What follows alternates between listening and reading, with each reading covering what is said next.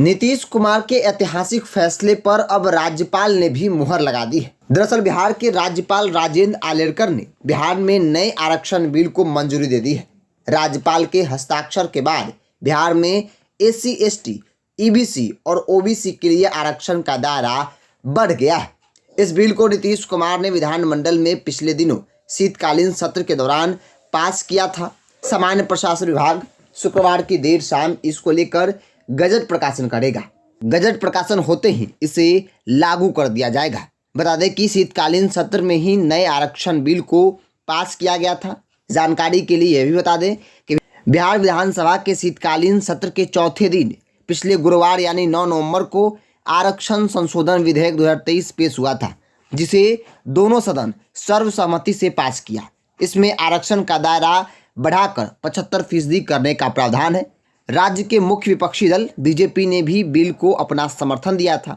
वहीं दिल्ली से वापस आते ही राज्यपाल ने रिजर्वेशन बिल 2023 पर मुहर लगा दी है। यानी कि जो बिहार सरकार ने जो फैसला लिया जाति सर्वे कराने का और उसके बाद तमाम जो रिपोर्ट सार्वजनिक किए गए, जिसमें आर्थिक और शैक्षणिक स्थिति पता चली गई अलग अलग समाज की, और उस आधार पर जो आरक्षण का दायरा है वो 65 से 75% कर दिया गया है। तो बड़ी जानकारी आपके लिए है, चूंकि राज्यपाल पटना में नहीं थी, इस वजह से ये अटका हुआ था। और बिहार के मुख्यमंत्री नीतीश कुमार ने बीते दिन कहा था कि जल्द ही वो पटना आएंगे और तुरंत हस्ताक्षर कर देंगे, ऐसा हम उम्मीद करते हैं। और जैसे ही वो हस्ताक्षर करेंगे, सिग्नेचर करेंगे उस बिल की कॉपी पर, तुरंत हम लोग उसे लागू कर देंगे। तो सीएम नीतीश कुमार ने 7 नवंबर को विधानसभा में इसकी घोषणा की थी कि सरकार बिहार में आरक्षण के दायरे को बढ़ाएगी।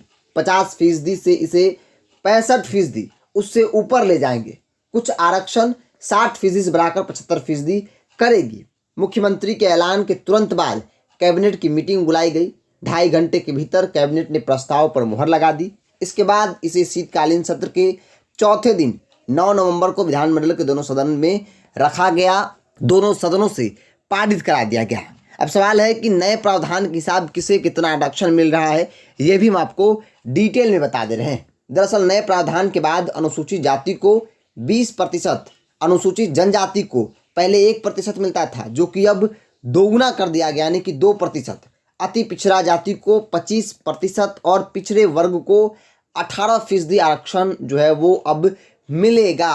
वही केंद्र की सामान्य वर्ग के लोगों को आर्थिक रूप से जो कमजोर हैं उनको 10% आरक्षण का प्रावधान बिहार सरकार ने भी दिया। यानी कि जो 10% है उन्हें 10% ही रहेगा। बाकी जो 50% आरक्षण थे उसे बढ़ाकर 65% कर दिया गया है। तो बिहार सरकार का ऐतिहासिक फैसला, जिस पर अब राज्यपाल ने भी मुहर लगा दी है। नए आरक्षण बिल की कॉपी पर राज्य भवन जो है वो सिग्नेचर कर दिया है। अब जल्द ही इसे बिहार सरकार जो है वो लागू भी करेगी। बिहार के मुख्यमंत्री नीतीश कुमार लगातार ये कहते रहे कि हम लोग चाहते हैं कि सभी वर्ग विकास करें।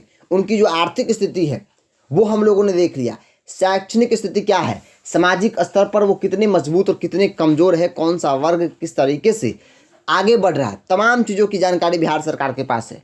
ये सब कुछ तब हुआ है जब बिहार में जाति सर्वे हुआ है। देश भर में जाति सर्वे की मांग हो रही है, लेकिन जाति सर्वे जैसे मुद्दे को उठाने वाला बिहार है। और बिहार के मुख्यमंत्री नीतीश कुमार इसको लेकर एक जिद थी कि जाति सर्वे कराएंगे और इससे लोगों को फ़ायदा दिलवाएंगे।